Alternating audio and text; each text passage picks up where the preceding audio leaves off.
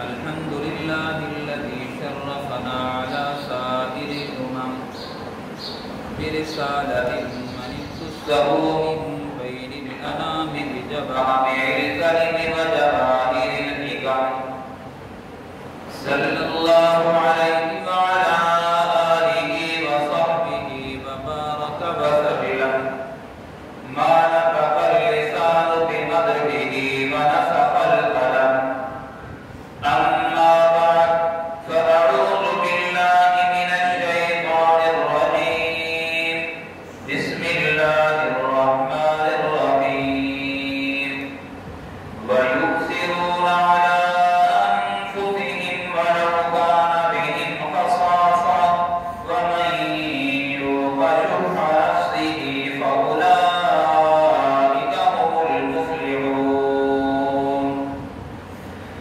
اللهم صل على محمد وعلى آل محمد كما صليت على إبراهيم وعلى آل إبراهيم إنك حميد مجيد.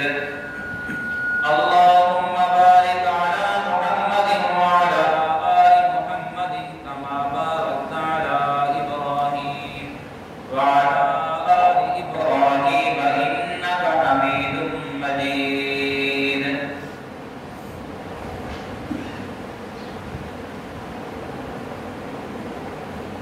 عید کا دن ہے 1444 ہجری یکم شوال. الحمدللہ آپ حضرات نے پورے 30 دن روزے رکھے ہیں اور اللہ رب العزت کی جتنی عبادات ہو سکتی تھی الحمدللہ آپ حضرات نے کی ہیں. آج عید کا دن ہے، میرا اور آپ کا رزلٹ ہے. 30 دن ہم نے ایک ڈوز استعمال کی ہے، ایک خوراک استعمال کرتے رہے. آج سے اس کا رزلٹ آؤٹ ہونا ہے. یہ بتانا ہے اللہ رب العزت کو کہ اللہ جو خوراک آپ نے ہمارے لیے تجویز فرمائی تھی وہ خوراک کارگر ثابت ہوئی ہے. وہ کیا تھا؟ روزے رکھنے سے بھوکا مارنا مقصود نہیں تھا، پیاسا مارنا مقصود نہیں تھا. اللہ کے خزانے میں کوئی کمی نہیں تھی کہ اللہ نے صداقت کرنا تھا تو کچھ دنوں کے لیے مجھے اور آپ کو بھوکا رکھا اور فرمایا کہ یہ بھوکے رہیں تاکہ میں کچھ چیزیں اکٹھی کر لوں. ایسا نہیں تھا. اللہ رب العزت کے ہمارے موالد بھی ہیں اور ہمارے خالق بھی ہیں. اللہ کو معلوم ہے کہ کس طریقے سے ان کی روحانی بیماریوں کا علاج ہو سکتا ہے. تو چونکہ انسان کے اندر عام طور پر دوسروں کے لیے ہمدردی کا جذبہ نہیں ہے، دوسروں کے لیے انصاف کا جذبہ نہیں ہے. انصاف تب پیدا ہوگا کہ جب بندہ اسی عمل کو کرے گا. کیا مطلب یہ ہے کہ کسی پیٹ بھرے شخص کو بھوکے کا کیا پتا؟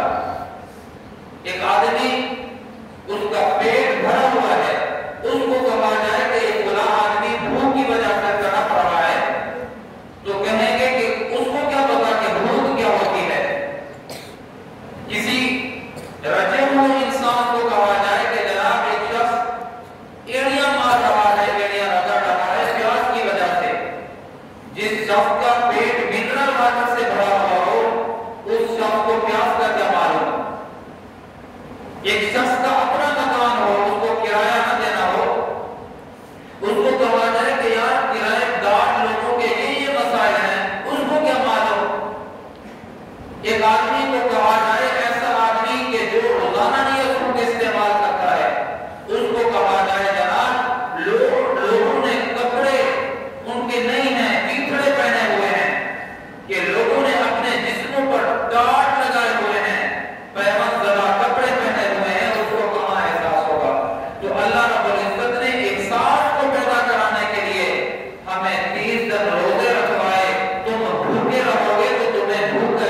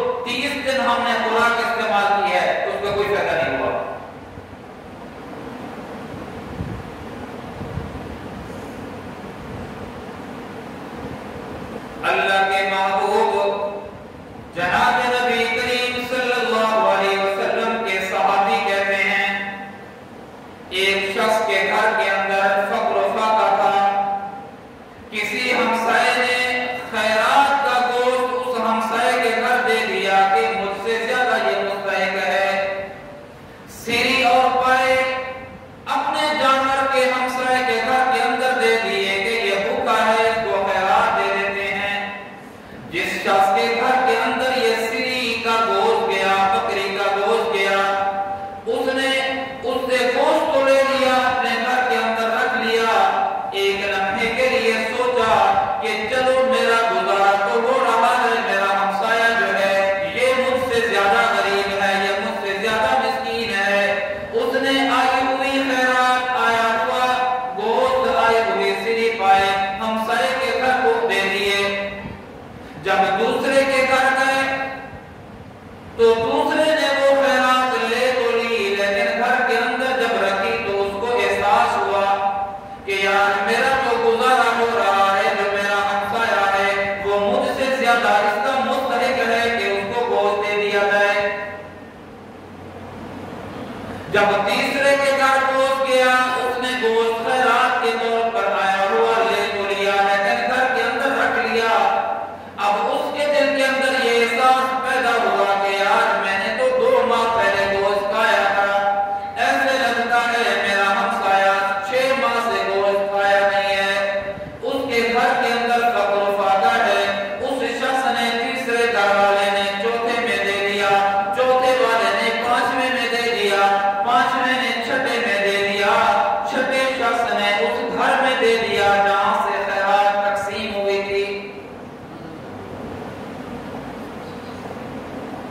وہ احساس لوگوں کے دلوں کے اندر اللہ کے محبوب نے پیدا کر دیا تھا کہ خود تو بھوکے رہنا برداشت کرتے تھے، پیاسا رہنا برداشت کرتے تھے، لیکن دوسرے مسلمان سے پہلے پانی پینا برداشت نہیں، دوسرے مسلمان سے پہلے کھانا برداشت نہیں، دوسرے مسلمان سے پہلے پہننا برداشت نہیں، دوسرے مسلمان سے پہلے راحت لینا بھی برداشت نہیں۔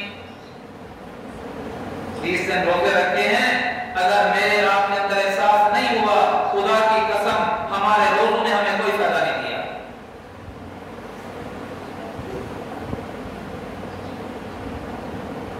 فائدہ ہونا چاہیے تھا احساس ہو مسلمان کا۔ حضرت ابو جہل صحابی رسول رضی اللہ تعالی عنہ کہتے ہیں یرموک کی جنگ ہے، اللہ کے محبوب میدان کارزار کے اندر ہیں، میرا چچا زاد بھی جنگ میں مجاہدین کے ساتھ مل کر کافروں کے خلاف لڑ رہا ہے۔ فرماتے ہیں کہ مجھے احساس ہوا کہ میرا کزن، میرا سوتر، میرا چچا زاد پیاسا ہوگا، میں نے مشک پانی کا گھر سے بھرا، پیالہ ہاتھ میں لیا، جلدی جلدی آتا ہوں، جنگ یرموک کے موقع پر میدان یرموک کے اندر داخل ہوتا ہوں، اپنے چچا زاد کو مجاہدین کی صفوں میں ڈھونڈتا ہوں، مجھے مجاہدین کی صفوں میں میرا چچا زاد نظر نہیں آتا۔ فرماتے ہیں دل کے اندر خیال پیدا ہوا کہ ہو سکتا ہے مجاہد لڑتا لڑتا میرا چچا زاد شہید ہو چکا ہو۔ فرماتے ہیں میں مجاہدین کی صفوں سے نکل کر میں شہداء کی صفوں میں آ گیا کہ ہو سکتا ہے میرا چچا زاد شہید ہو گیا اور میں وہیں جا کر دیکھوں۔ فرماتے ہیں مجاہد شہداء کی صفوں میں قطاروں میں بھی مجھے میرا چچا زاد نظر نہیں آیا۔ وہاں سے مایوس ہو کر میں زخمیوں کی قطار صفوں کے اندر آیا، مجھے میرا چچا زاد مجاہدین جو زخمی پڑے ہوئے تھے وہاں بھی نظر نہیں آئے۔ میں مایوس ہو کر واپس لوٹا،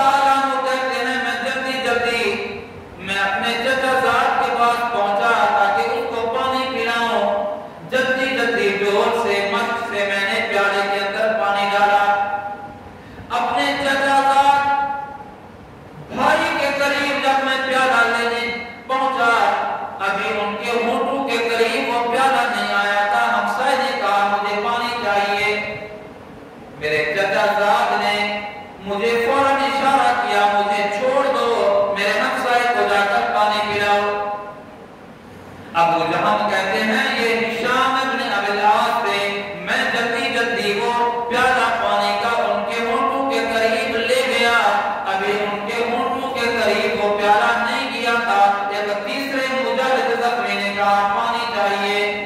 ہشام نے مجھے فوراً اشارہ کیا کہ چھوڑ دو مجھے، میرے ہمسائے کے پاس پہنچو۔ ابو جہم کہتے ہیں میں جب تیسرے کے پاس پہنچا تو اس کا روح تفسر سے پرواز کر چکا تھا۔ میں بھاگا ہشام کے پاس پہنچوں، جب ہشام کے پاس پہنچا تو اس کی روح بھی نکل چکی تھی۔ فرماتے ہیں کہ میں جلدی جلدی اپنے چچا زاد کے پاس پہنچا تاکہ اس کو میں پانی پلاؤں۔ جب اس کے پاس پہنچا تو اس چچا زاد بھائی کا روح بھی نکل چکا تھا، فوت ہو چکا تھا۔ انہوں نے اس بات کو گوارا نہ کیا، اس بات کو برداشت نہ کیا کہ میں مر جاؤں تو مر جاؤں، اپنے ہمسائے سے پہلے پانی پی لوں۔ وَمَن يُوقَ شُحَّ نَفْسِهِ وَيُؤْثِرُونَ عَلَىٰ أَنفُسِهِمْ وَلَوْ كَانَ بِهِمْ خَصَاصَةٌ، فرمایا اگر ان کی جان جاتی ہے تو جائے، لیکن اپنی جان کو اپنے بھائی سے زیادہ ترجیح نہیں دیتے۔ وَمَن يُوقَ شُحَّ نَفْسِهِ فَأُولَٰئِكَ هُمُ الْمُفْلِحُونَ، جن لوگوں نے دوسروں کو ترجیح دی، دوسروں کا احساس کیا، دوسروں کا لحاظ رکھا، اپنے آپ کو بھول گئے، دوسروں کو یا دوسروں کو احساس دلایا کہ ہمیں تمہیں احساس ہے، تمہارا احساس ہے، فرمایا یہی لوگ کامیاب ہیں۔ رمضان کے روزے رکھے ہیں، صدقات و زکات فطرانہ بھی ادا کر کے آئے ہیں، اگر احساس پیدا ہو گیا ہے تو پھر کامیاب ہو گئے ہیں، اگر ہمیں احساس پیدا نہیں ہوا تو کامیابی نہیں ہے۔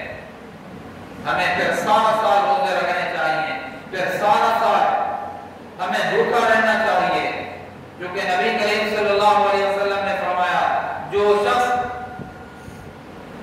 تقوی اختیار نہیں کرتا، جو آدمی اللہ رب العزت کی اطاعت و فرما برداری نہیں کرتا، بھوکا رہنے کے علاوہ، نیند سے بیدار ہونے کے علاوہ اس کو کچھ بھی فائدہ نہیں ہے۔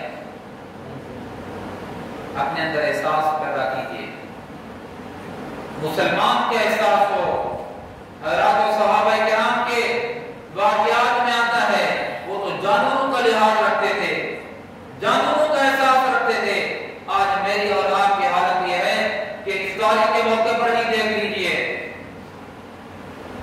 پلیٹ کے جس حصے پر ایک بوٹی رکھی ہوئی تھی، گوشت رکھا ہوا تھا، ایسے غیر محسوسانہ انداز سے اس پلیٹ کو پھیرتے ہیں، وہ بوٹی اپنے سامنے رکھتے ہیں کہ دوسرے کو اس طرح احساس بھی نہ ہو، اس سے ایک نوالا زائد کھا لوں۔